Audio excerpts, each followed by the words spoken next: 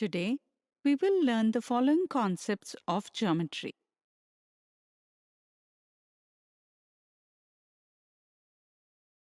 Let us start this video with an interesting question. Can you tell the meaning of the word geometry? Think for a while.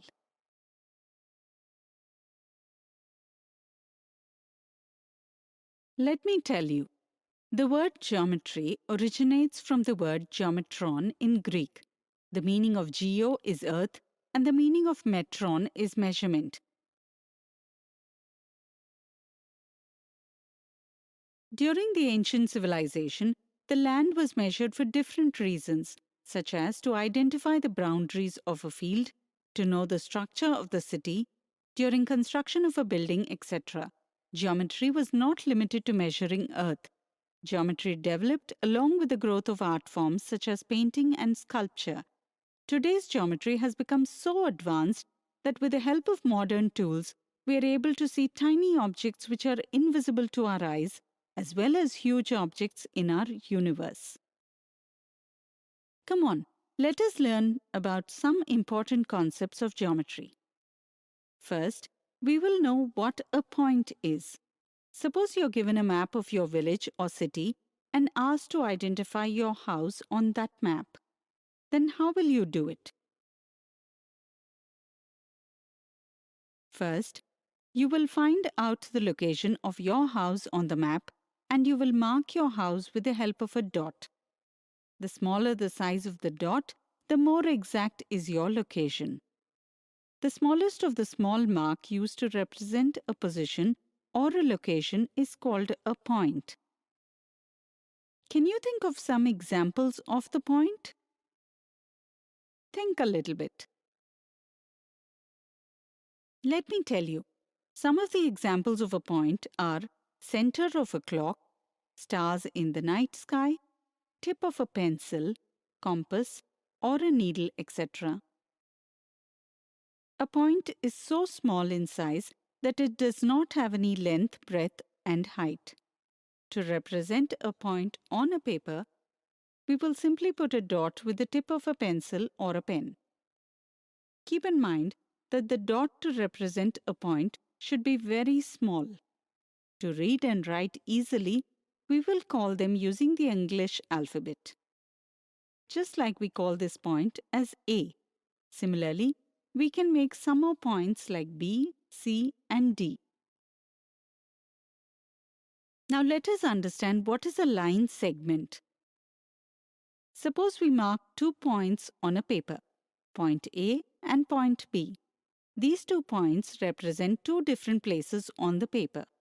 If we have to reach point B from point A, we can pass through this path or through this path, or else we can pass through a similar path. But if we observe, we get the shortest path when both points are joined without any turn.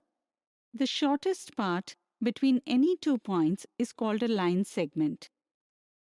Each line segment has 2 endpoints based on which we give the name to that line segment. The endpoints of this line segment are point A and point B. Based on this, we can call this line segment AB or BA.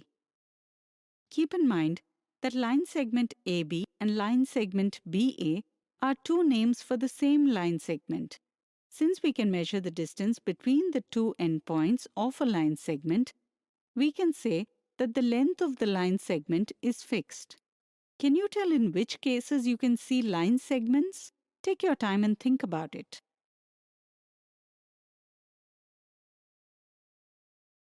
The examples of line segment are sides of a paper, edges of a table, bars of a window, etc.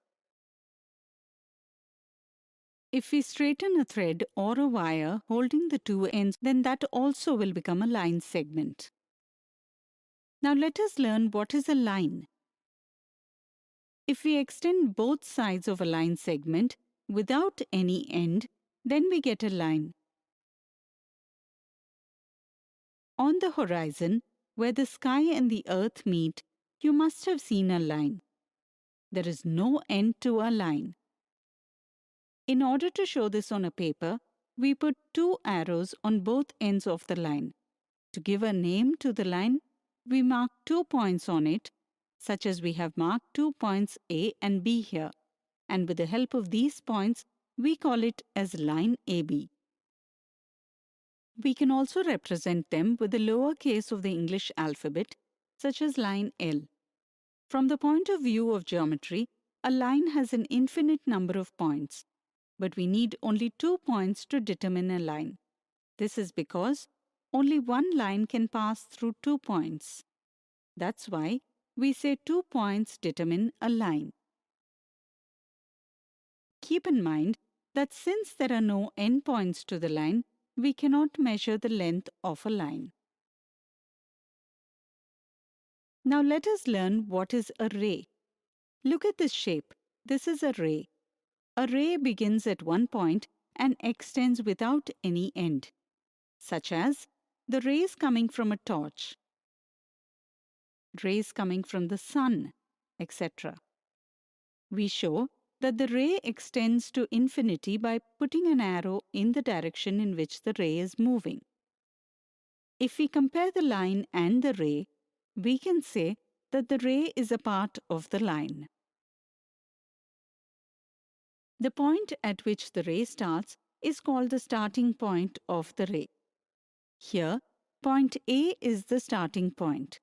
Similarly, we can take another point at any place on the ray.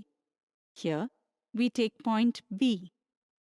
Now, we can call the ray with the help of points A and B, ray AB.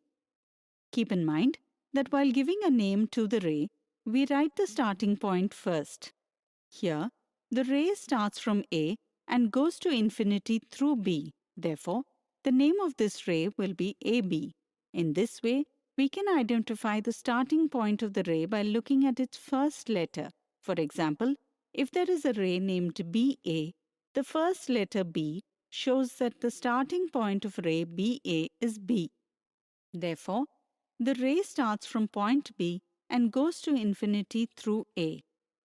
At the same time, it is important to know that there is no end to the ray, so the length of the ray cannot be known. So today we've learned the following concepts of geometry. In the next video, we will learn it in detail with the help of some examples.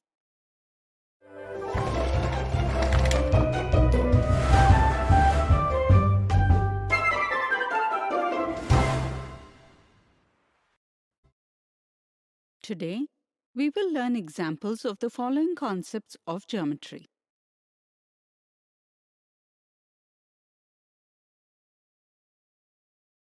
State the point, line segment, and line in the following figures. The first figure has 4 points named point A, point B, point C, and point D. Similarly, there are 4 line segments such as AB, BC, CD, and DA. And there is no line in this figure. The second figure has 5 points in it: point A, point B, point C, point D, and point E. Can you tell me how many line segments are there? Think for a while.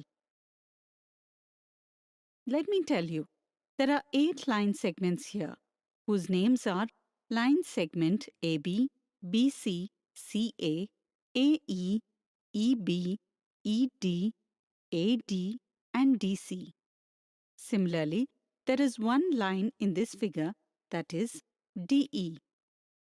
Now can you look at the third figure and find out the point, line segment, and line? Pause the video and try it for yourself. Let me help you. There are 3 points here called point A, point B, and point C. There are a total of 3 line segments in this figure, such as line segment AB, line segment BC, and line segment AC. Also, there is one line in this figure which can be named in different ways: line AB, line BC, or line AC. Next example. Point A, point B, and point C are represented on a line in such a way that the line segment AB is equal to 2 centimeters, BC is equal to 7 centimeters, and line segment AC is equal to 5 centimeters. Find out how the points A, B, C are positioned on the line segment. These 3 points are on one line. That means the third point will come between any 2 points. To represent points on the line, first we will find out the middle point. Do you have any idea how we're going to do it? Think for a while. Let me tell you. One way to find out is to first divide the line segments separately. This is a line segment AB whose length is 2 centimeters. Similarly, this is BC and this is AC whose length is 7 centimeters and 5 centimeters respectively. Since these 3 points are on a line, the sum of 2 line segments is equal to the third line segment. If we look closely, AB plus AC is equal to BC. If we put AB and AC on a line in this way, we get the line segment BC of length 7 centimeters. On arranging them, we get point A in between point B and point C. Therefore, the points on the line can be positioned like this. We can also represent it in this way. So today we've learned few examples of the following concepts of geometry. In the next video, we will see some misconceptions related to this.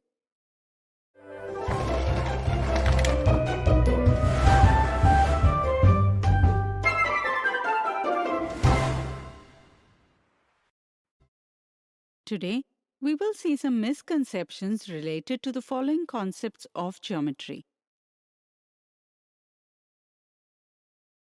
Misconception 1. How many lines are there in the following figure?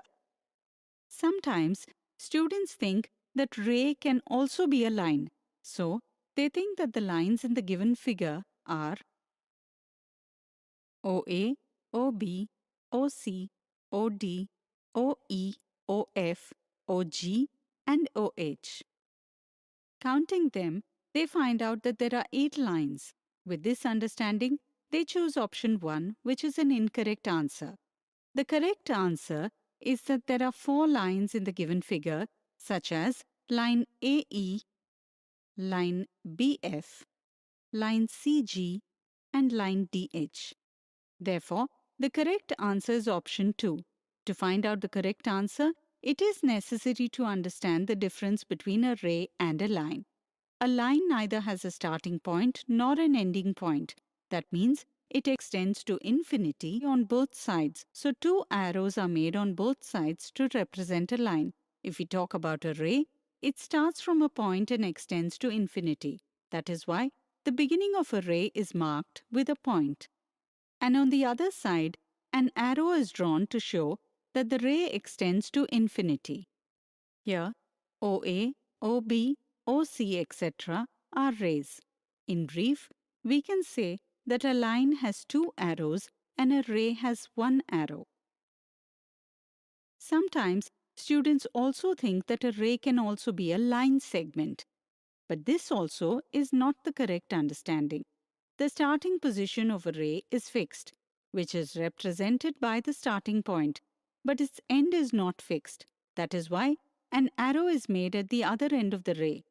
The starting and ending points of a line segment are fixed. That is why points are made at both ends of a line segment. Since a ray extends to infinity, its length is not fixed.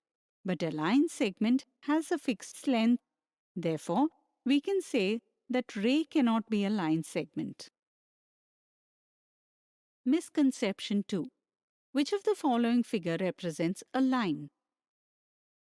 Sometimes, students find it difficult to understand the difference between a line segment and a line.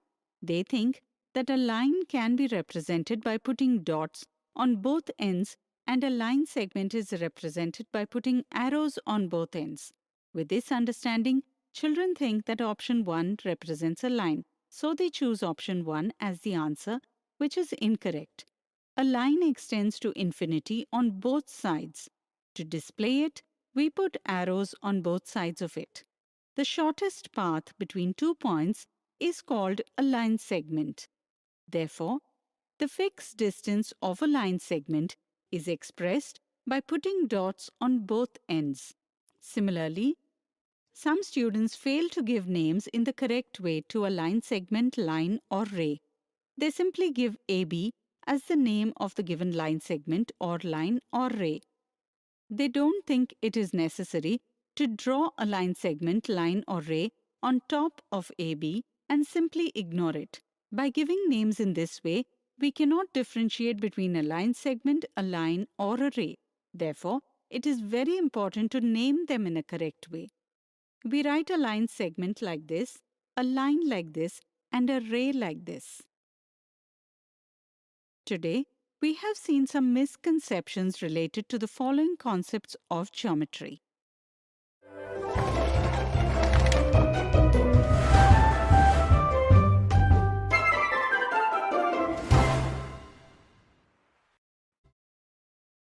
Today we will learn about intersecting lines and parallel lines.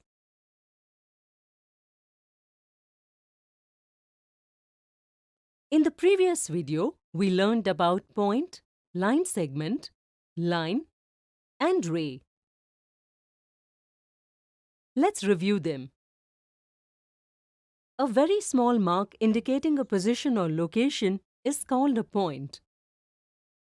To show a point on paper, we make a small mark or dot with a pen or pencil and name it with a capital letter in English.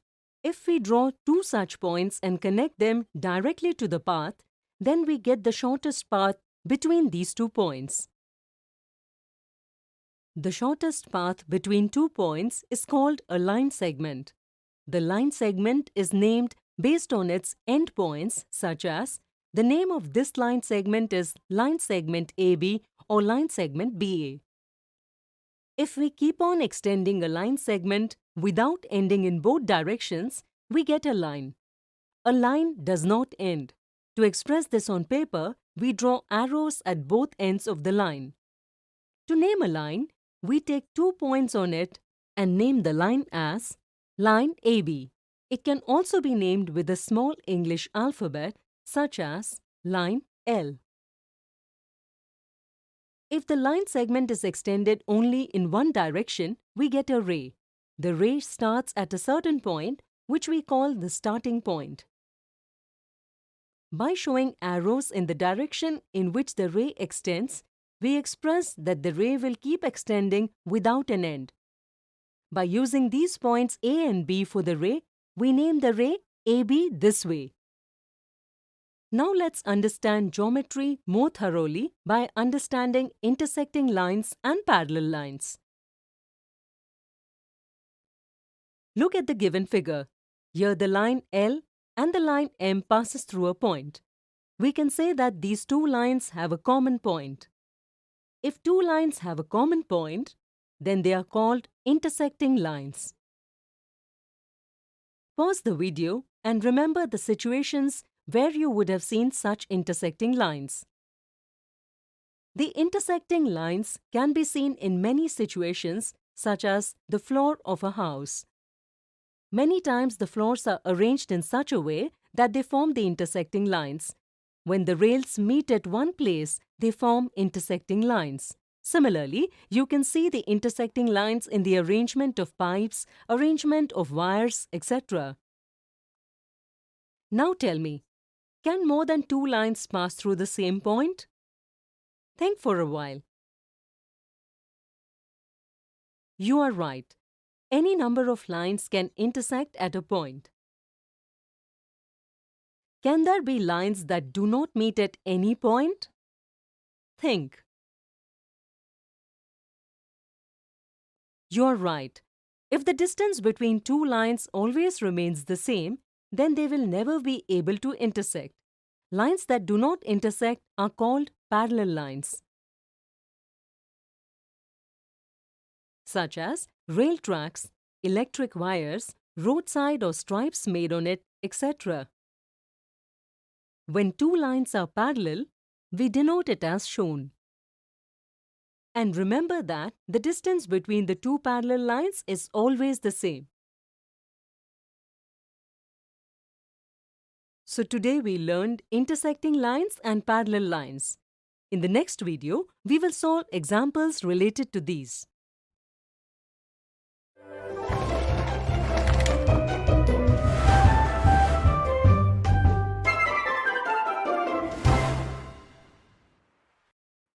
Today we will see examples of intersecting lines and parallel lines.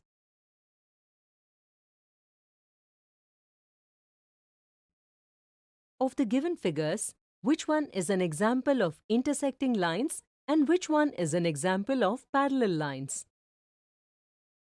The two lines in figure A do not intersect at any point. Even if we extend those lines, they will not intersect at any point. Lines that do not intersect are called parallel lines. Therefore, the lines of figure A are parallel lines. The lines of figure B intersect at a point. Lines that intersect at a point are called intersecting lines. Hence, figure B is an example of intersecting lines. Next example, find the pairs of intersecting lines and parallel lines in the figure given below. As we can see, the lines AC and BD do not intersect each other at any point. Even if we extend both the lines AC and BD, they will never intersect. Hence, the lines AC and line BD are parallel lines. Apart from these, there are no two lines in the given figure which are parallel lines. Now, let us find the pairs of intersecting lines in the given figure. If two lines intersect, then we call them intersecting lines. The following are the pairs of intersecting lines in the given figure. Line AB and line CA. They are intersecting lines because they intersect at point A. Line DC and line CA. They are intersecting lines because they intersect at point C. Line AB and line BD, they are intersecting lines because they intersect at point B. Line DC and line BD, they are lines of intersection because they intersect at point D. Apart from these pairs of lines, there is another pair of intersecting lines in the given figure. Can you find out? Think for a while. Let me tell you. Notice the line AB and the line CD. These lines in the figure may not intersect each other. But if extended, they will intersect at one point. As a result, we can say that line AB and line CD are also a pair of intersecting lines. Now you know about parallel lines and intersecting lines. So, try to solve the following questions yourself. Question 1. Find all those English alphabets made of parallel lines. Like for example, the alphabet E. On extending the lines, they never meet. Hence, it is made of parallel lines. Question 2. Find all those English alphabets made of intersecting lines. Like for example, the alphabet V. On extending the lines, they intersect. Hence, it is made of intersecting lines. Today in this video, we saw few examples of intersecting lines and parallel lines. In the next video, we will clear some of the misconceptions related to them.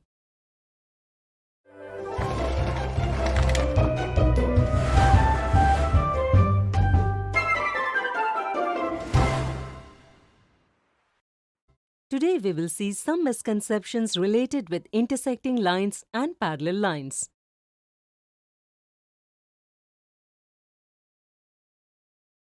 Misconception 1. Two lines are shown below. Find out whether they are parallel lines or intersecting lines.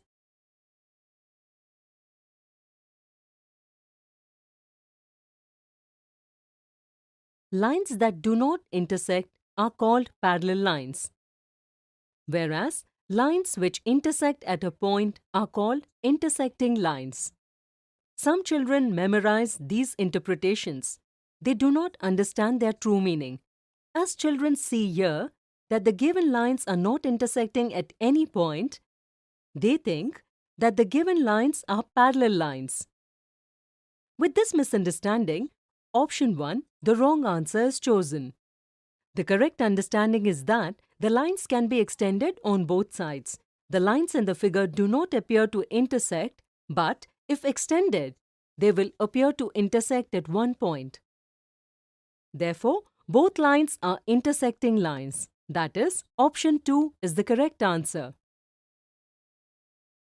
Misconception 2. Which of the following is the correct pair of parallel lines? Many students understand that lines are represented in the first 3 options. They think that the pair given in each option do not intersect each other. Therefore, in all 3 options, a pair of parallel lines is represented. Therefore, they choose option 4, which is a wrong answer. In the given figure, observe option 1. There are no parallel lines. Rather, if we observe this, we get to know that this is a figure made of line segment and a ray. Since their directions are changing, they are not representing lines. Similarly, figure represented in option 2 is not extending in straight form, rather extending by turns. We call these lines or curved lines. Correct understanding is that a line extends in both directions without any turns. Since these lines given in option 3 are not intersecting, these are parallel lines. Hence, only option 3 represent parallel lines. Therefore, option 1, 2, 4 are incorrect and the correct answer is option 3.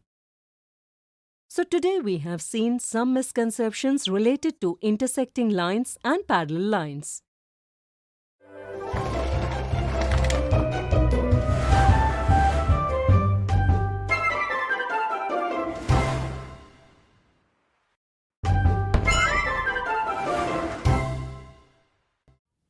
Today we will learn about curves.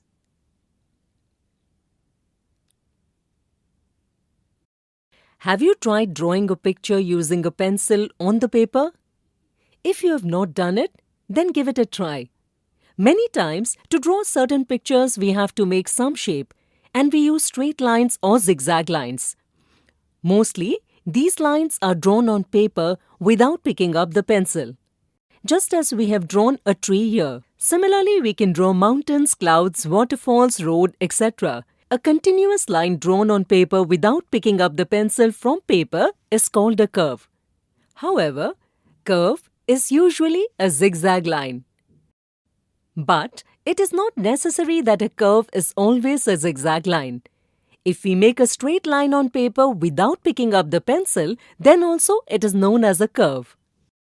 Now look at these curves. What is the difference between these curves? Think for a while. These curves do not have a line that cut themselves, whereas these curves cut themselves. When a curve does not cut itself, then we call it a simple curve. If a curve cuts over itself, then it is a non-simple curve. Some curves start from a place and ends in the same place. That means it doesn't have an initial point or a final point, which means that their ends are joined. Such curves whose ends are joined are called closed curves, just like the curves shown here. If we look at this curve, we will find that it starts at one point and ends at another point. That means that the ends of this curve are not joined. Such curves whose ends are not joined are called open curves. The start and end points of such curves are different. The curves shown here are open curves. Can you identify open curves and closed curves from the given figures? Try it.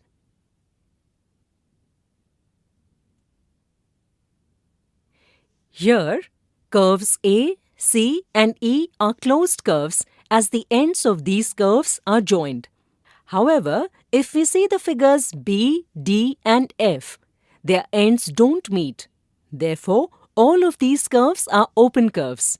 When we talk about a closed curve, we say they have three parts: the part inside the curve, the part of the curve and part outside the curve. Part inside the curve is called its interior. Part outside the curve is called its exterior, and the part of curve is called its boundary. Interior and boundary of curve together forms its region. Now you must have understood about curve. So today we learned about curves. In the next video, we will learn some interesting examples of curves.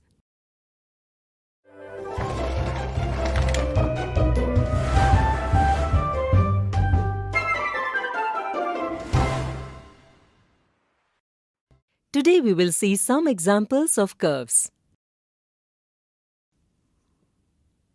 In given figure below, the interior, boundary and exterior of a state are marked.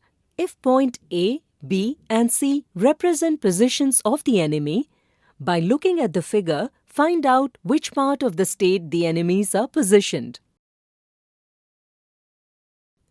The given figure is a closed curve. The part inside the closed curve is called interior of the curve. Part outside the curve is called its exterior. And part of the curve is called boundary. In this way, we can say that point A is on the boundary of the curve. Point B is in the exterior of the curve and point C is in its interior. Therefore, we can say that enemy A is situated on the boundary, enemy B is at the exterior, and enemy C is inside the state. Next example. Classify the given curves into open curve and closed curve. Given figure indicates a closed curve because the ends of the curve are joined. Curves whose ends are joined are called closed curves. This is an open curve because the ends of the curve are not joined. Curves whose ends are not joined are called open curves. This is a closed curve because the ends are joined. This is an open curve because its ends are not joined. Next example. For the following situations, draw a curve. A simple curve which is also a closed curve. A simple curve which is also an open curve. A closed curve which is not a simple curve. An open curve which is not a simple curve. If ends of curve are joined, then it is a closed curve. Otherwise, it is an open curve. Similarly, if a curve do not cut itself, then it is a simple curve. Based on this understanding, we can draw a simple curve which is also a closed curve in this way. Some more examples are as follows. A simple curve which is also an open curve can be made this way. Some more examples of these are. Similarly, a closed curve which is not simple curve can be made this way. Some examples of these are. An open curve which is not a simple curve can be made this way. Some more examples are. Today we saw examples of curves. In the next video, we will see some misconceptions on this topic.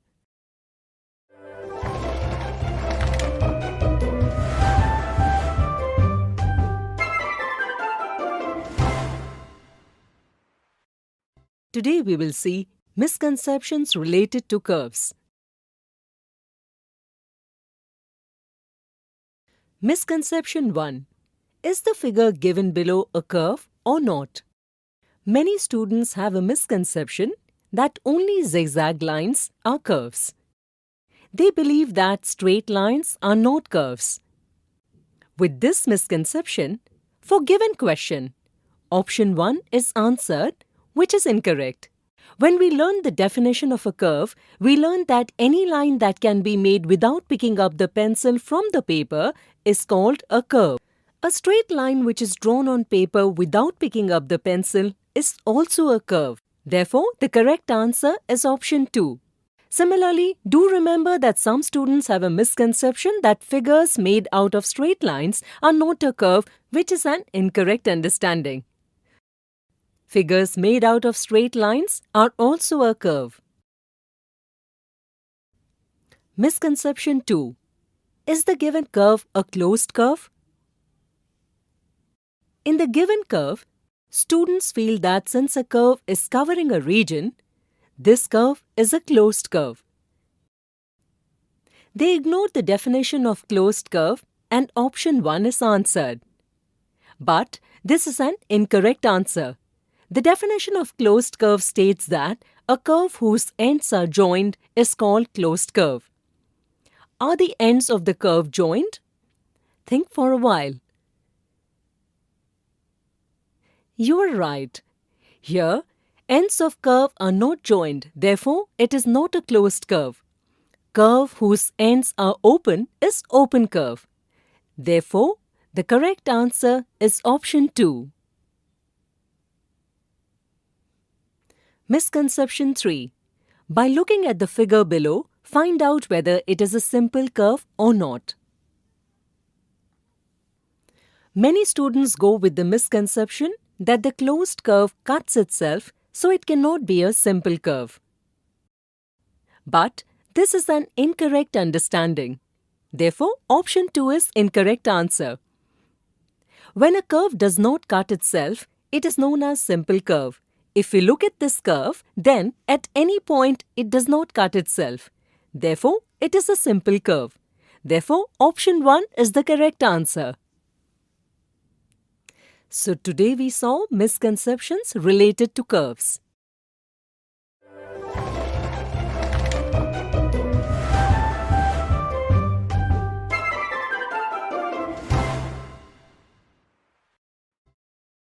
Today, we're going to learn about polygons.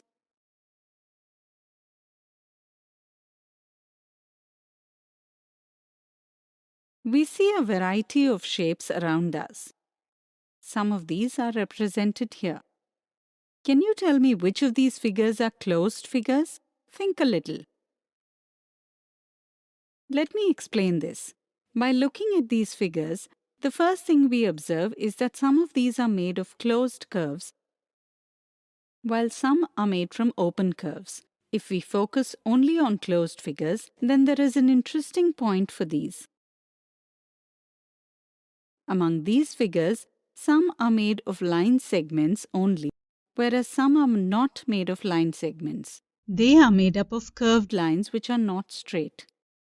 We call figures made of line segments as polygons. If we break the word polygon, we get two words, poly and gon. Poly means many and gon means sides or angles, which means a figure that has many sides is called a polygon.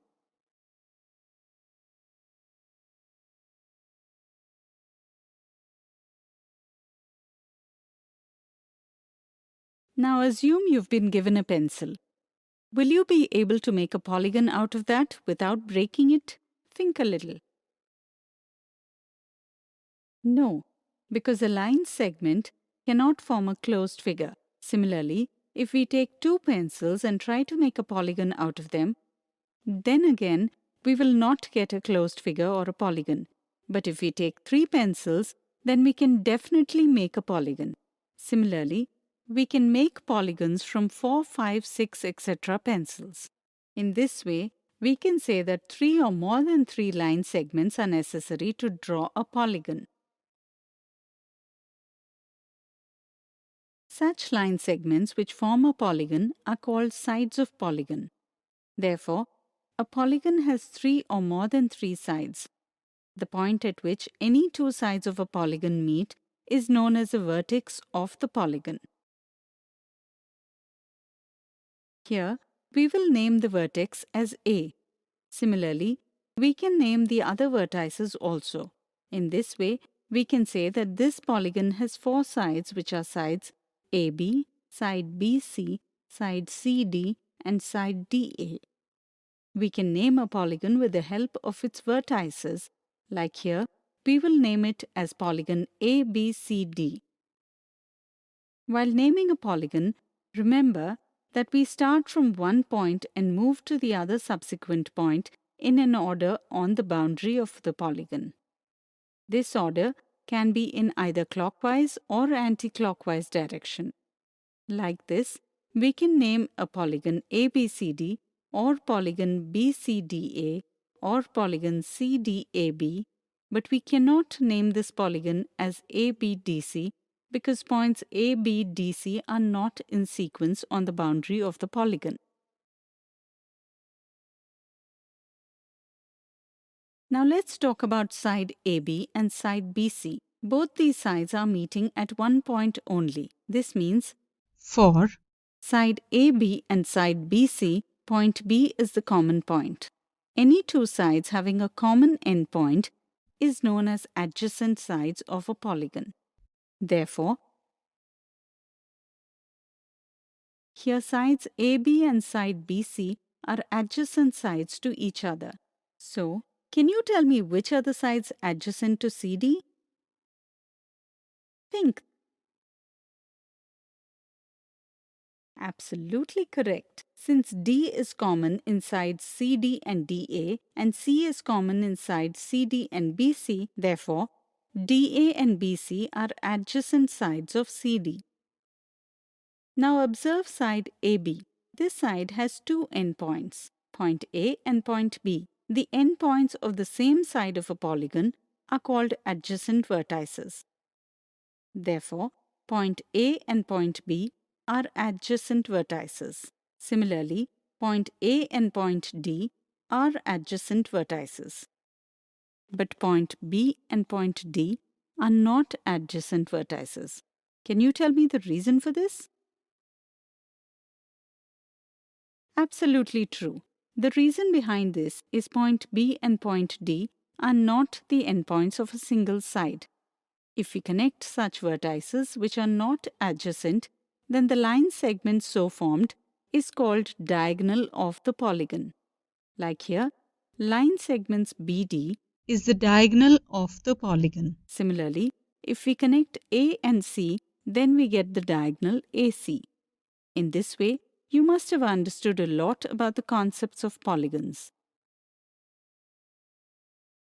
Today, we have learnt about polygons. In the next video, we will see some interesting examples of this.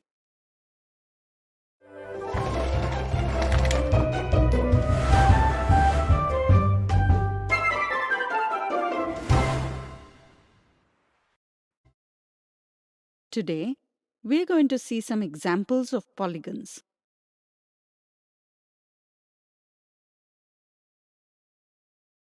Which of the following figures are polygons? We are expected to identify polygons among the given figures. Can you tell on which basis we will identify whether a given figure is a polygon or not? Think a little.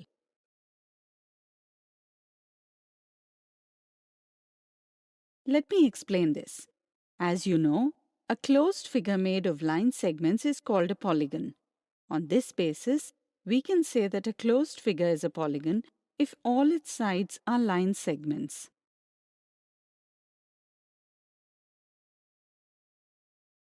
Here we see that figures C, E, H, J and K are not completely made of line segments, rather these are made with curved lines. Similarly, figure F and G are made of line segments, but these are not closed figures. Hence, all these figures C, E, H, J, K, F, G are not polygons. If we observe A, B, D, I and L, then these are made of line segments and are closed figures. Therefore, in the given figures, figures A, B, D, I and L are polygons. Observe figure I carefully. Though this appears as an open figure to us, but if we start from one point and continue to move on its boundary, then we observe that we reach the same point from where we started. Therefore, it is proved that this is a closed figure indeed. Next example. Solve the following puzzle. I am a polygon which lacks a diagonal. Tell me how many sides are necessary to form me. Such an interesting puzzle.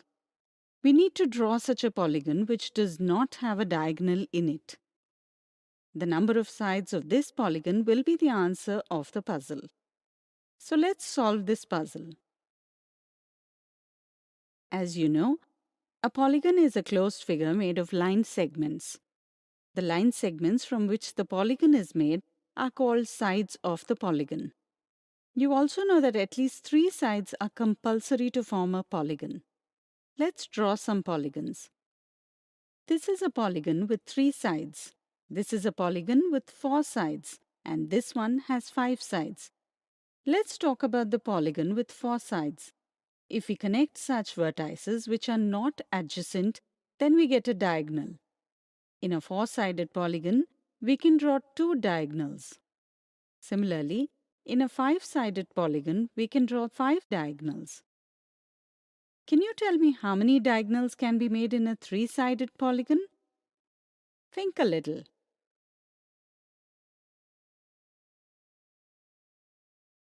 Absolutely correct. This has no diagonal. Hence, this is the polygon represented in the puzzle. Since this is made of 3 sides, the answer to the puzzle is 3. Next example. Construct a polygon PQRSTUV and identify its adjacent sides.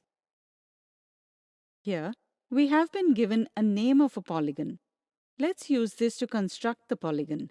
Can you tell me how you would do this with the name? Think a little. Let me explain this. Each letter in a name represents a vertex. Since there are 7 letters, therefore, we can say that the polygon will have 7 vertices. So let's represent 7 vertices of a polygon with 7 points. But while doing so, be careful about the sequence of the vertices. Now if we connect the vertices, then we get the polygon PQRSTUV. Since here no condition is given for constructing a polygon, we can construct it in different ways. Pause the video and think about it.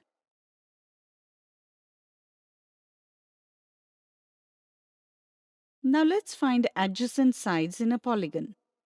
As you know, the 2 sides having a common endpoint are called adjacent sides.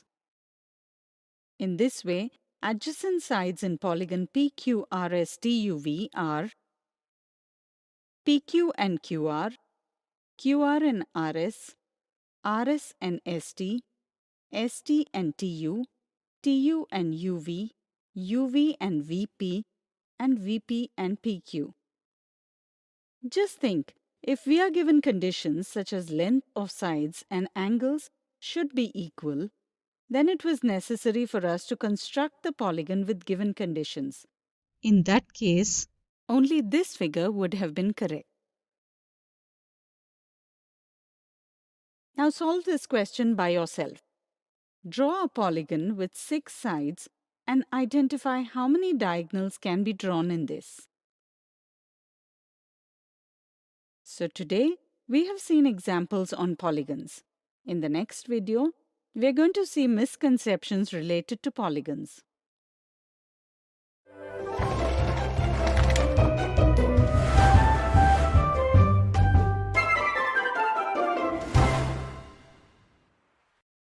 Today, we are going to see some misconceptions and one common mistake related to polygons.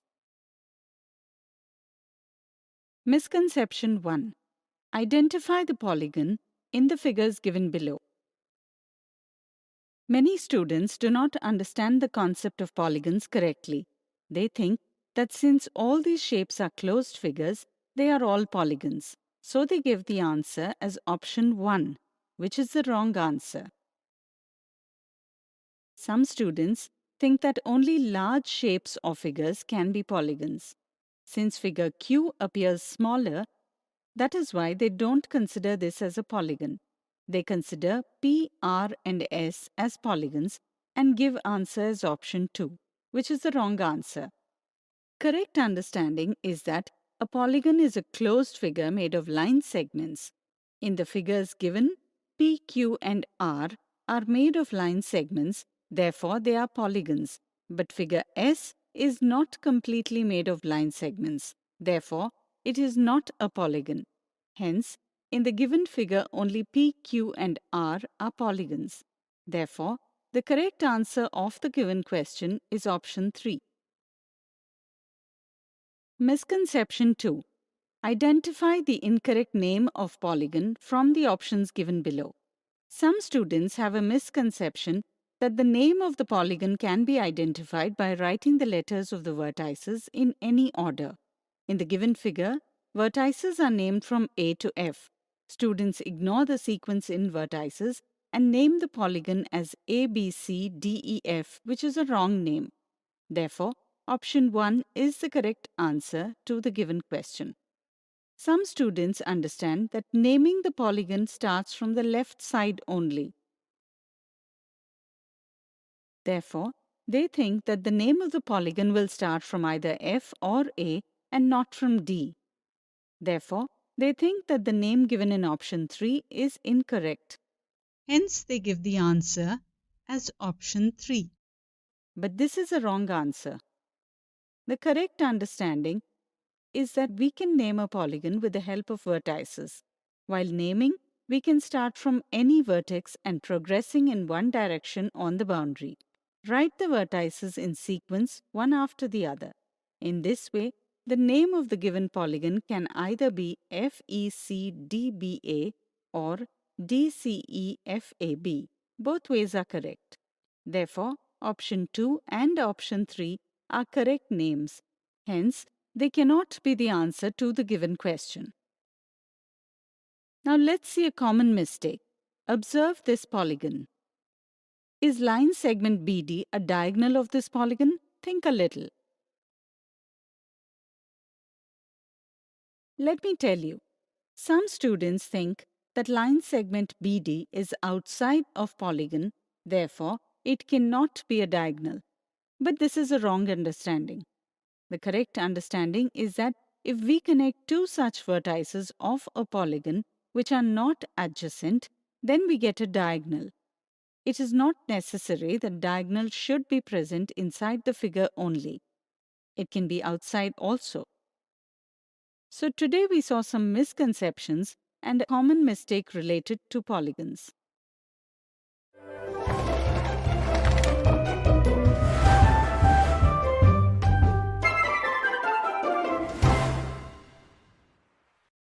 Today we will learn about the types of polygons.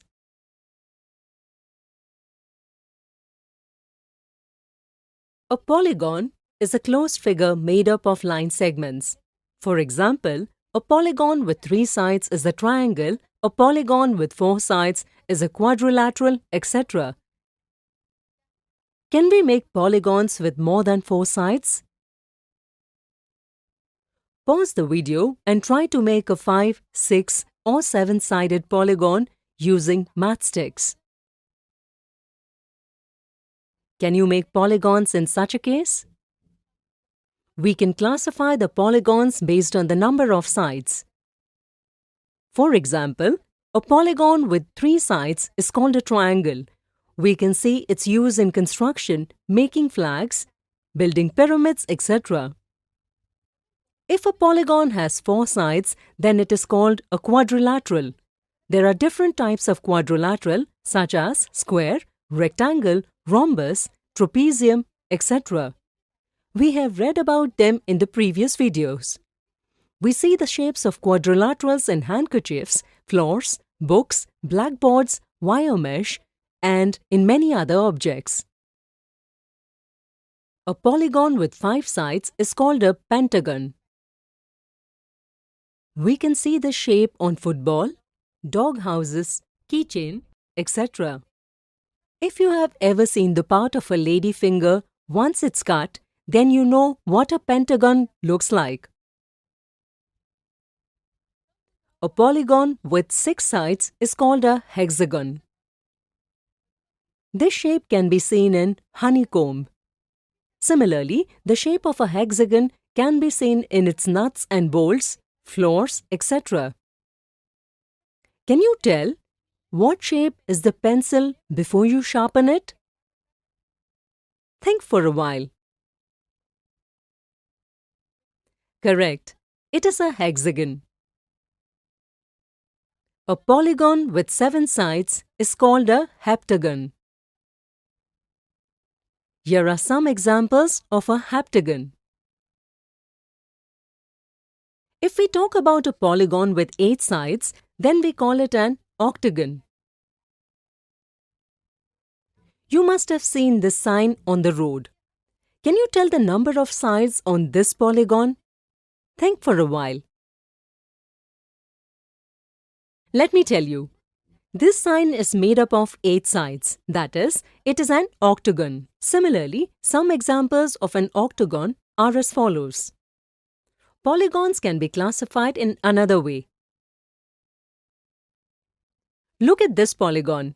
Here, the length of all sides is the same. Similarly, the measure of all the angles is the same. A polygon with all sides equal and all the angles equal is called a regular polygon. Like, this is a regular hexagon. Now, if we look at the sides of this polygon, we find that all its sides are not equal. Similarly, all the sides of this polygon are equal, but all the angles are not equal. So both of them are not regular polygons. Such polygons are called irregular polygons. Like, these two are irregular hexagons. Please note that polygons like quadrilateral, pentagons, hexagons can be regular or irregular polygons.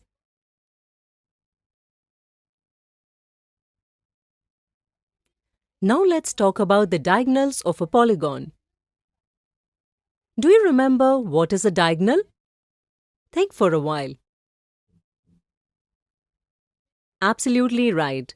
If any two vertices which are not adjacent are joined, then the line segment formed is called a diagonal. For example, in a quadrilateral, two diagonals can be drawn, but no diagonal can be drawn in a triangle. So the number of diagonals in a triangle is 0. Talking about a pentagon, 5 diagonals can be drawn in it. Similarly, in a hexagon, 9 diagonals can be drawn, and in a heptagon, 14 diagonals can be drawn. To find the number of diagonals in a polygon, we use n multiplied by n minus 3 divided by 2 formula, where n is the number of sides of the polygon. Tell me, what will be the number of diagonals in an octagon? Pause the video and try. You got the right answer. It will be 20. So today, we learned the different types of polygon. In the next video, we will see some interesting examples based on them.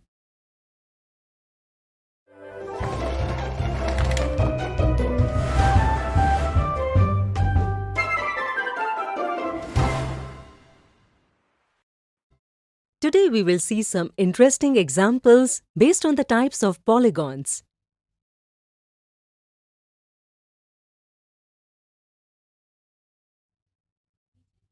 Given below are some figures. Determine the following: the figures that are polygons, the figures that are hexagons, and the figures that are regular polygons. Let's determine the figures that are polygons. A polygon is a closed figure made up of line segments. Amongst the given figures, the closed figures made up of line segments are figure 3, 4, 5, 7, 8, 9, 11, 12, 13, 14, 15. So, all these are polygons. Now let's determine those figures which are hexagons. Can you tell how will we identify the hexagons from the given figures? Think for a while.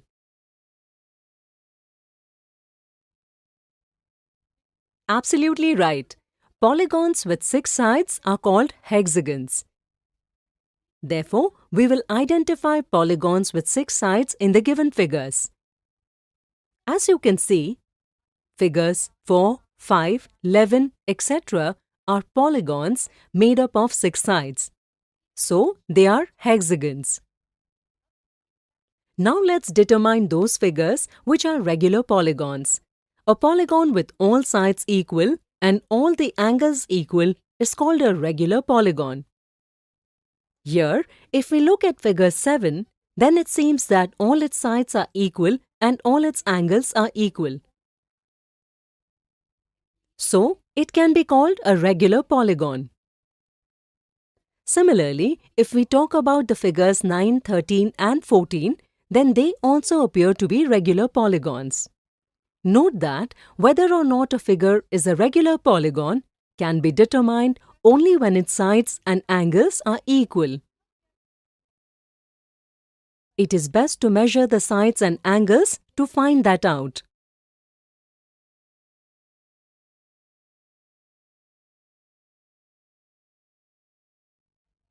Next example.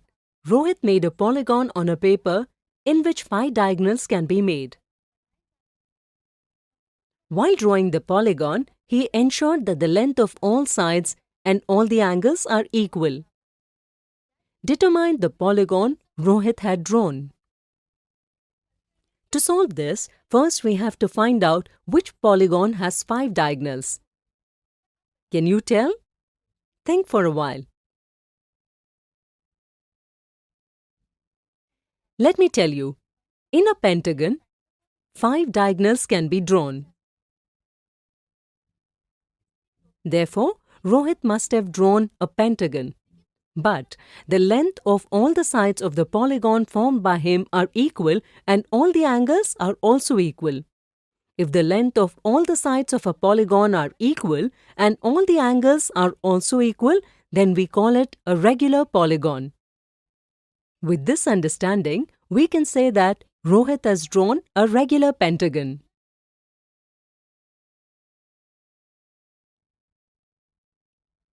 Next example. By drawing a rough diagram of a hexagon and its diagonals, verify the given statement. In a hexagon, there are 9 diagonals. First of all, we will draw a hexagon. You can draw it in different ways. Let's take this hexagon. We will name its vertices as A, B, C, D, E, F. The diagonal of a polygon is a line segment that connects the vertices which are not adjacent. To verify the given statement, we will have to draw all the diagonals of the hexagon. Let's learn an easy method for this.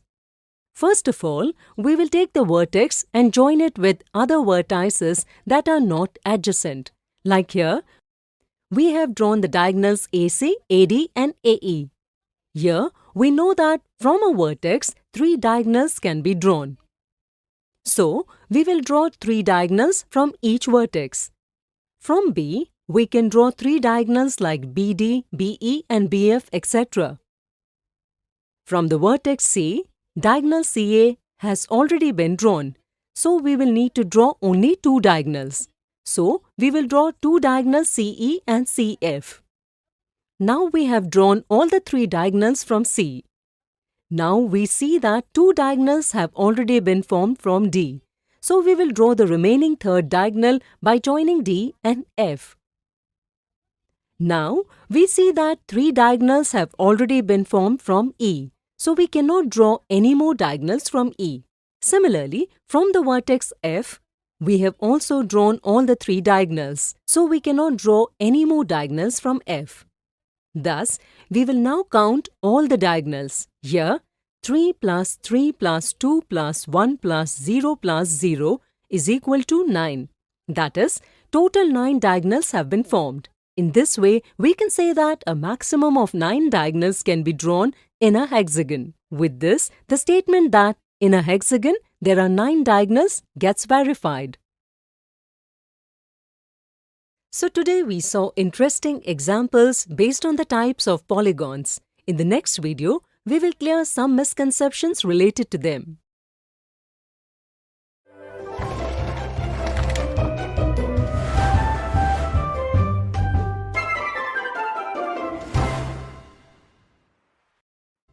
Today we will see some misconceptions based on the types of polygons.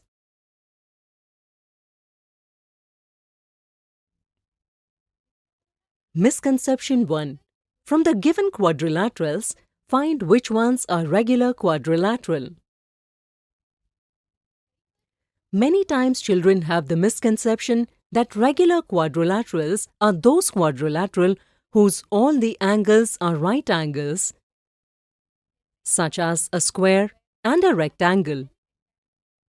Because of this misconception, they think that in the given figures, A and D are regular quadrilaterals. So they give the answer as option 1, which is an incorrect answer. Some children think that if all the sides of a quadrilateral are equal, then it is a regular quadrilateral. They say that among the given figures, in figure C and figure D, all the sides are equal, so they consider them as regular quadrilaterals and give the answer as option 2, but this is also an incorrect answer. The correct understanding is that if all the sides and all the angles of a quadrilateral are equal, then it is called a regular quadrilateral. In figure A, all the angles are equal, but all the sides are not equal. Therefore, it is not a regular quadrilateral. In figure B, neither all the sides are equal nor all the angles are equal. Therefore, it is also not a regular quadrilateral. In figure C, all the sides are equal, but all the angles are not equal. So it is also not a regular quadrilateral. If we talk about the figure D, then all the sides are equal and all the angles are also equal. So it is a regular quadrilateral. In this way, amongst the given figures, only D is a regular quadrilateral. Hence, option 3 is the correct answer to the given question. Misconception 2. Are the following figures pentagon? While teaching about pentagon, many a times this type of figure is used. This creates a misunderstanding among many children that only a figure seen in this way is a pentagon. With this understanding, they think that the given figures are not a pentagon. So, they give the answer as option 1, which is an incorrect answer. Such a mistake occurs due to improper knowledge of the type of polygons on the basis of sides. The correct understanding is that if a polygon is made up of 5 sides, then it is a pentagon. We can make different types of polygon with 5 sides. They are all pentagons. Therefore, the given figures are also pentagons. So the correct answer is option 2. So today we saw some misconceptions based on the types of polygons.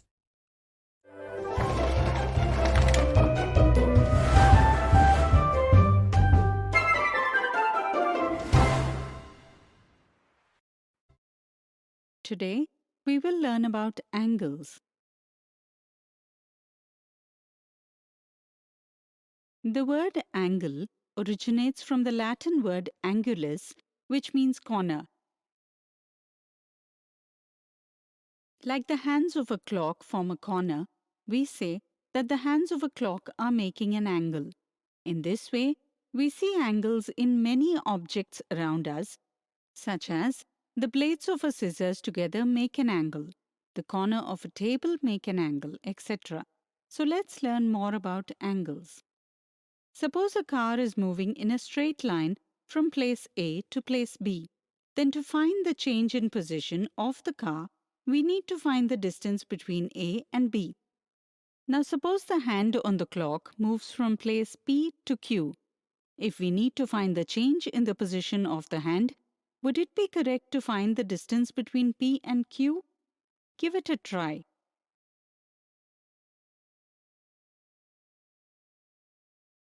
This will not be correct because here the entire hand of the clock is not changing the position. Instead, one end of the hand is fixed at one place while the other end of the hand is changing position. In this way, we say that the hand is moving, or it is said that the hand is rotating. Angle helps us to show the change in position. Angle tells us how much an object, like the hand of a clock, has rotated. We denote this rotation by measuring the angle.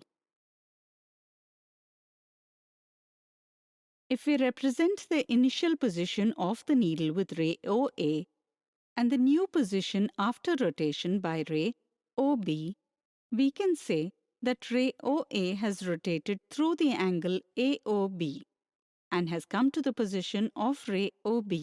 In this way, the measure of rotation of a ray or line segment is called an angle, or we can also say that the measure of inclination between the two rays starting from a common point is called an angle. Both rays making angles are called the arms or sides of that angle, and the common starting point of both rays is called the vertex.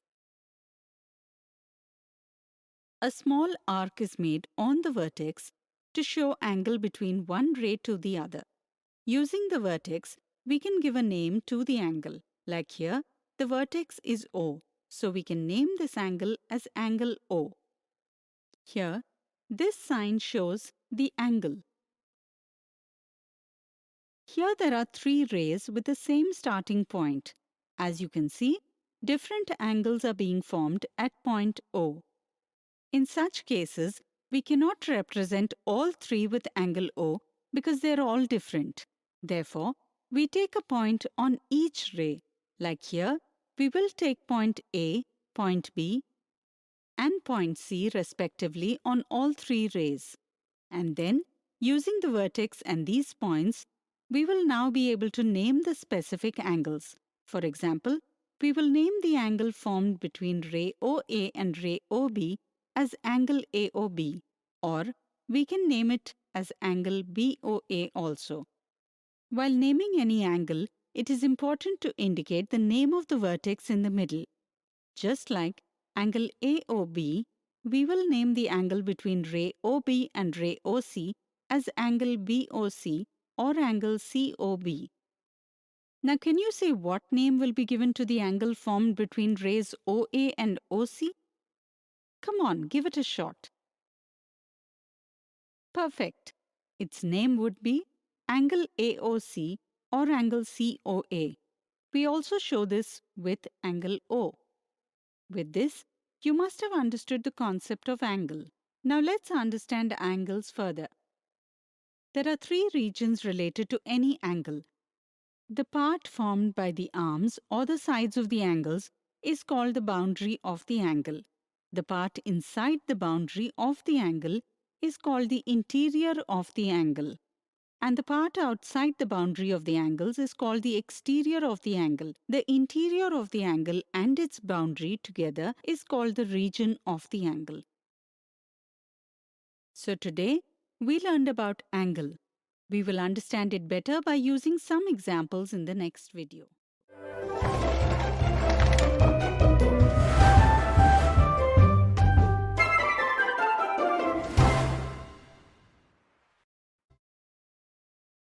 Today, we will see some examples related to angles. Which of the following figures has more angles? Angle means corner. So to find out how many angles are there in the figure, we will find the number of corners. Here, in figure A, we see there are 6 corners. So this figure has a total of 6 angles. Similarly, in figure B, we see that there are a total number of 7 corners. So we can say that this figure has a total of 7 angles. Now we can say that figure B has more angles. Next example. In the given figure, write the names of the angles, vertex, and arms of each angle. Two rays with a common starting point make an angle. In the given figure, ray AD and ray AF make angle DAF. We can also call it angle FAD. The two rays that make an angle are called the arms or sides of the angle. In this way, the arms or sides of the angle DAF are ray AD and ray AF. Similarly, the common starting point of rays is called vertex of the angle. In this way, A is the vertex of angle DAF. In this figure, ray AF and ray AE make angle FAE or angle EAF. The arms and sides of this angle are ray AF and ray AE, and the vertex is point A. This figure has another angle.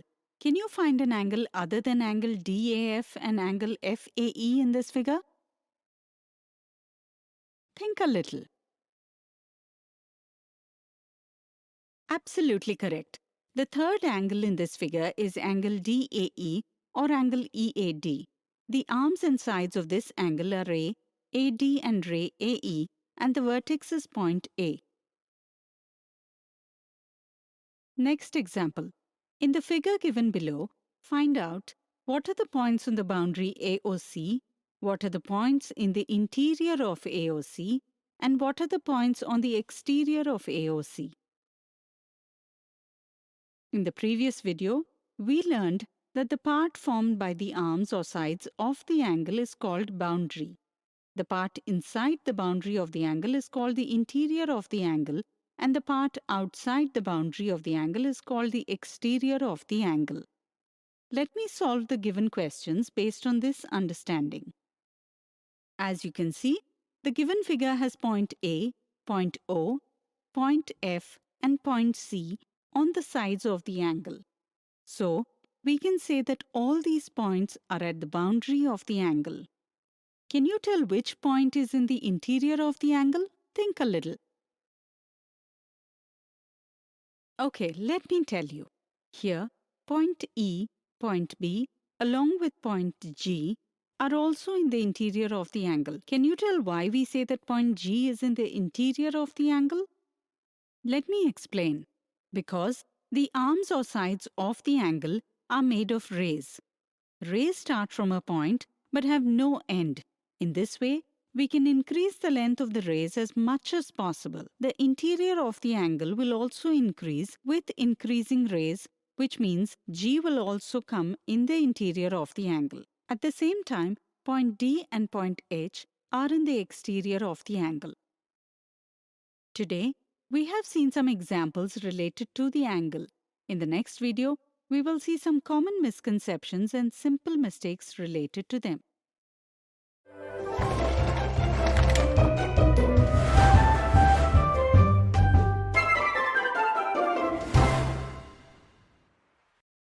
Today, we will see about some common misconceptions and simple mistakes related to angles. Misconception 1. In the following figure, what is the wrong way of stating the angle formed by ray YX and ray YZ? Some children do not read the question properly. In a hurry, they assume that the question asked is what is the name of the angle of the given figure. So they give the answer as option 1 of the angle. This is an incorrect answer. Some children do not know that angle XYZ can also be written as angle ZYX. They think that it is incorrect to write the name of the angle as angle ZYX in this way. So they give the wrong answer as option 2. The correct understanding is that the angle shown in the given figure can be written as angle XYZ, angle ZYX, or angle Y. While naming the angle, it is important to keep in mind that the letter of the vertex remains in the middle of the remaining two letters. The letter in the middle tells us at which point the angle is being formed. If we see in option 3, the middle letter is Z. According to this option, the angle is formed at point Z. But if we look at the figure, then the angle is formed at point Y. Therefore, the name of the angle is angle XZY, which is incorrect. So, the answer to the given question is option 3. Now let's see some common mistakes. Simple mistake related to the sign of an angle. Often, children forget to write this sign while writing the name of the angle or do not think it necessary to write it. But this is a misunderstanding. While writing the name of the angle, it is mandatory to write the sign in the beginning. Therefore, for the angle in this figure, It is correct to write the angle BAC or angle CAB, while writing BAC or CAB is incorrect. If children are asked which angle is bigger in the given figures, then they find out which angle is bigger and which is smaller based on the length of the rays. Like here, they think that angle ABC is greater than angle PQR. The reason for this mistake is that they do not understand the concept of angle correctly. Angle is a measure of rotation of a ray or line segment. Or we can say that the angle shows the inclination of two rays from each other. If we arrange the given figures on each other, then we will see that here the rays of the first figure and the second figure are at the same inclination. So, we can say that both the angles are equal here. If there is more than one point on the ray in a figure, it is wrong to use more than 3 letters while writing the name of the angle. That is, the name of the given figure cannot be written as angle ABCD or angle DCBA. When naming an angle, it is mandatory to have one point denoted by a letter on each ray and the letter denoting the vertex. That is, here angle ACD, angle BCD, angle DCB or angle DCA is the correct name. If more than two rays have the same common point, then it is wrong to name it with just one letter. We will not be able to show correctly which angle is being named. If the name of the angle is given, children are not able to tell which the vertex is. If the name of the angle is angle ZMT, then the middle letter denotes the vertex M. That is, the angle formed is angle ZMT. So now many misconceptions related to angle must have been cleared. Today, we saw some misconceptions and mistakes related to angles.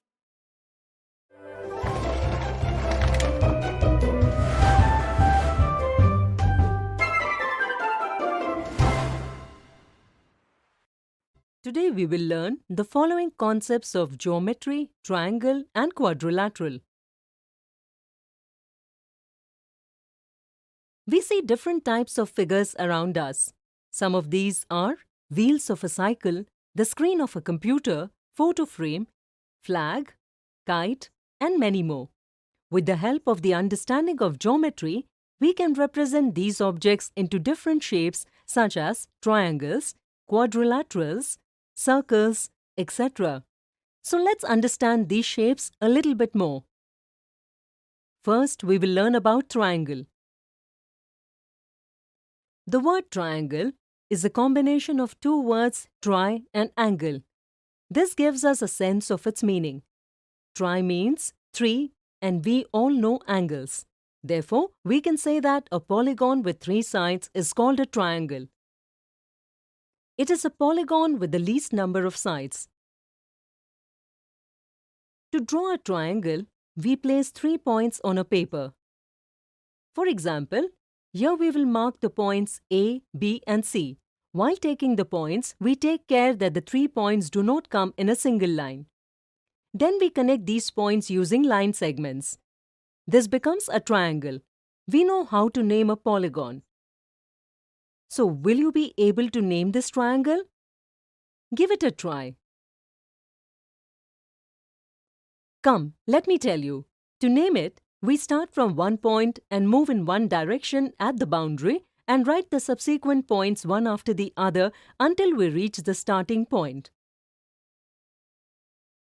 The name of the triangle is written in an order such as ABC or ACB and make the triangle symbol in the beginning of the name of the triangle to represent that it is a triangle.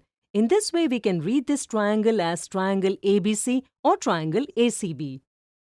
Since we can start from any point to name it, we can also give the name of this triangle triangle BCA, triangle BAC, triangle CAB, triangle CBA. As you know, there are 3 sides to a triangle. Here the arms or sides are AB, BC and CA.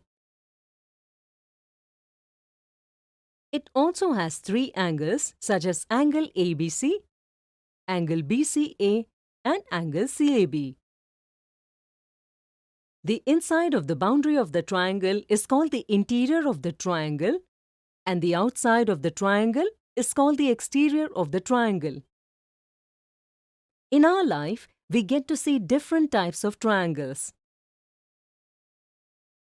Look around and you will see many objects with the shape of the triangle. Now let's learn about quadrilateral. A quadrilateral is a polygon with four sides. In our life, we see quadrilaterals in many objects such as computer screen, table, kite, etc. A quadrilateral has four sides and four angles. Like here, the quadrilateral has four sides AB, BC, CD, DA and four angles, angle A, angle B, angle C and angle D. Can you tell us how to name a quadrilateral? Come on, try. That's right. We can write its name in different ways like quadrilateral ABCD, BCDA, ADCB or DCBA, etc. If any two sides of the quadrilateral have a common vertex, then such sides are called adjacent sides such as AB and BC, BC and CD, CD and DA, DA and AB.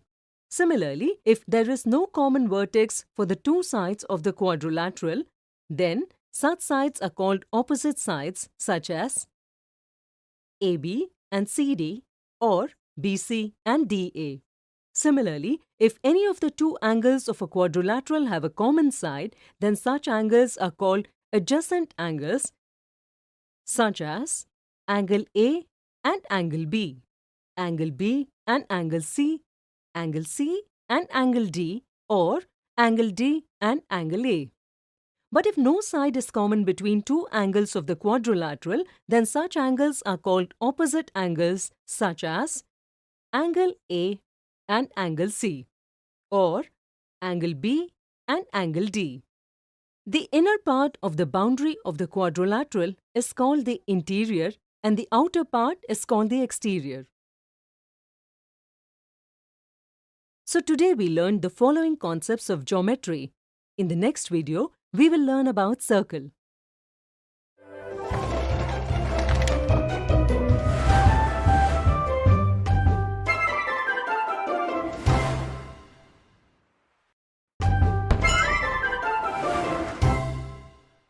Today we will learn about a circle. Come, let's do an activity. We will take a pencil and tie it with a thread. If we fix one end of the thread at one place and keep the other end of thread stretched and make a figure with the pencil, we will get a circle. Since we have kept the length of the thread equal, we can say that all the points of the circle are at an equal distance from this fixed point. Some other examples of circle are coin, wheel, chapati, bangle, etc. Can you give some more examples of the circle by looking around you? Try it. A circle is a closed curve on which each point is equidistant from a fixed point. This fixed point is called the center. Point O in the figure is the center of the circle. The center helps in identifying any circle. The distance from the center to a point of the curve is called radius, or we can say that the line segment connecting the center to a point on the circle is the radius. As the line segment OA in the given figure is connecting the center O and the point A on the circle, hence this is the radius of a circle. If we take some other point on the curve like BCD, then all these points are at the same distance from O as the distance from O to A. So, we can say that OA equals OB equals OC equals OD. Therefore, we can say that every point on the curve of the circle is at equal distance from the center. There is another important thing. Here we see that A, O and D are all in the same line. Or we will say that the line segment AD is going through the center O of the circle. Such a line segment is called the diameter. The diameter of any circle is twice the radius. With this, if we add any 2 points of the circle, then the line segment formed from them is called a chord of the circle.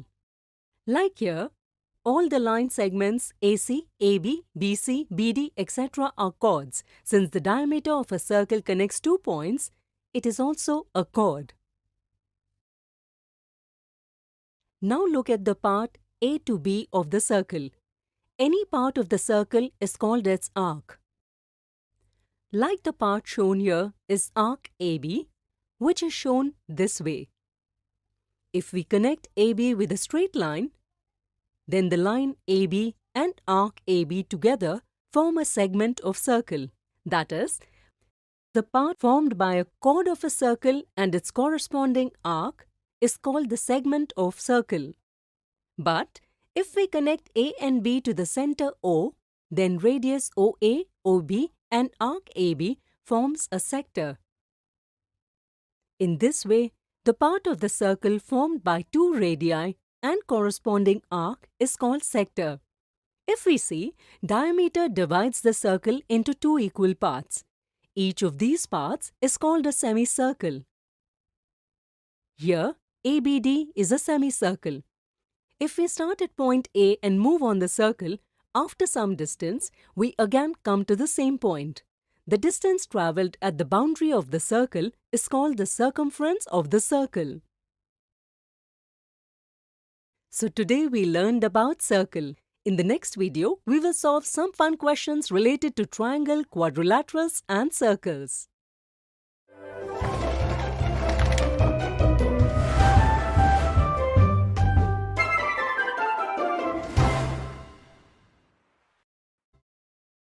Today we will see examples of quadrilateral and circle.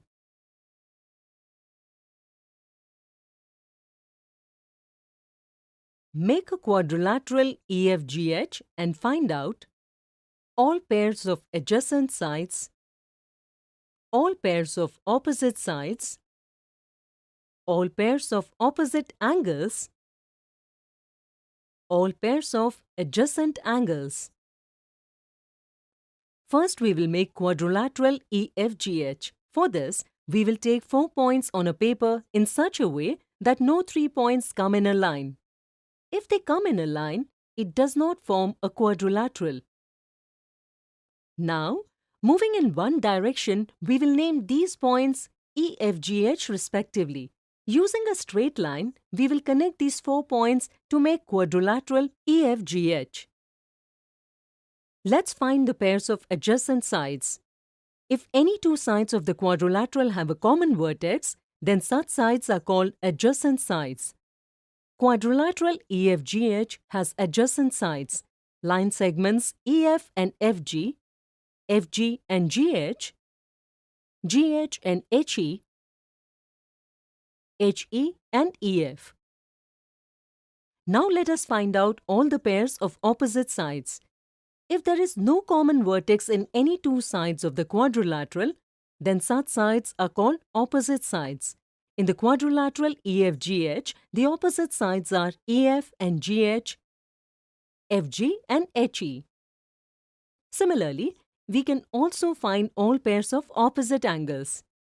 If no side is common in 2 angles of a quadrilateral, then such angles are called opposite angles, such as angle E and angle G, or angle F and angle H.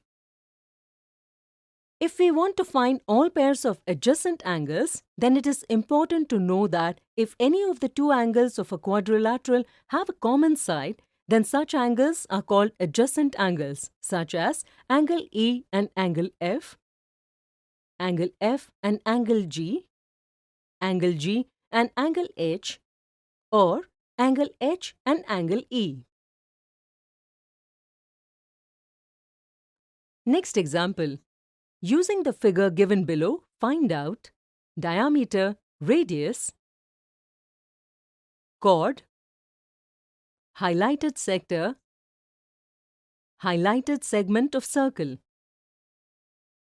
We know that a line segment that connects 2 points on the circle and passes through the center of the circle and divides the circle into 2 equal parts is called diameter. In this circle, QR is the diameter. Radius means a line segment that connects a point on a circle to its center. The given circle has a total of 4 radii. Can you tell what they are? Give it a try. Exactly. Here the radii are OQ, OR, OP and OS. A line segment connecting any 2 points on a circle is called a chord. In this circle, VT and QR are chords. Can you tell why QR is a chord when it is also a diameter? Come on, try. Absolutely right. Because diameter is also a line segment connecting any 2 points on a circle. But if we see QR is the largest chord, with this we can say that the diameter is the largest chord in a circle. Part of a circle formed by any 2 radii and corresponding arc is called a sector. The area formed by radii OS, OP and arc SP in the given circle is a sector. Segment of circle is the part of a circle formed by a chord and corresponding arc of the circle. In a given circle, the part formed by chord VT and arc VT is a segment. Today we saw examples of quadrilateral and circle. In the next video, we will clear some misconceptions related to them.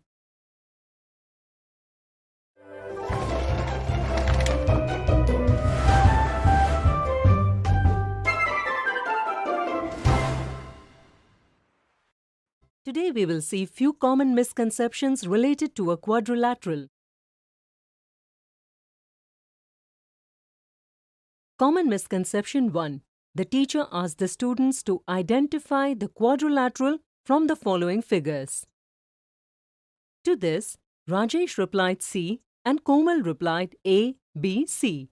Can you tell whose answer is correct? Sometimes, figure C is considered to be a quadrilateral. The reason for this is that children are well aware that figure A is called square and figure B is called a rectangle. Some children consider a square or rectangle to be a different shape from a quadrilateral. They understand that quadrilateral is given in figure C. Therefore, they take Rajesh's answer as correct and give option 1 as the answer. But this is an incorrect answer. The correct understanding is that quadrilateral means a closed figure with 4 sides and 4 angles. The 3 figures shown here are closed figures with 4 sides and 4 angles. So, all the figures are quadrilaterals. With this understanding, we can now say that Komal has given the right answer. Hence, the correct answer is option 2. Common misconception 2. What is the name of the given quadrilateral? Some children have this misconception that the name of a quadrilateral can be written in any order. In the given figure, the vertices have been named from P to S. Children ignore the sequence of vertex giving the name of the quadrilateral PQRS, which is the incorrect way to name a quadrilateral. Hence, option 1 is the incorrect answer to the given question. Some children understand that to name a quadrilateral, it starts from the point on the left of the quadrilateral, not from the point on the right. So they think that the name of the quadrilateral cannot begin with Q or S. This is also a reason that the name given in option 1 is taken as correct, but this too is an incorrect name. The correct understanding is that we can name any quadrilateral using vertices. While giving the name, we can start from any vertex and write the vertices one by one in a sequence, moving in one direction at the boundary. In this way, a quadrilateral can be named as both QSRP or SQPR. Hence, option 2 and option 3 are correct answers. That means both are correct options.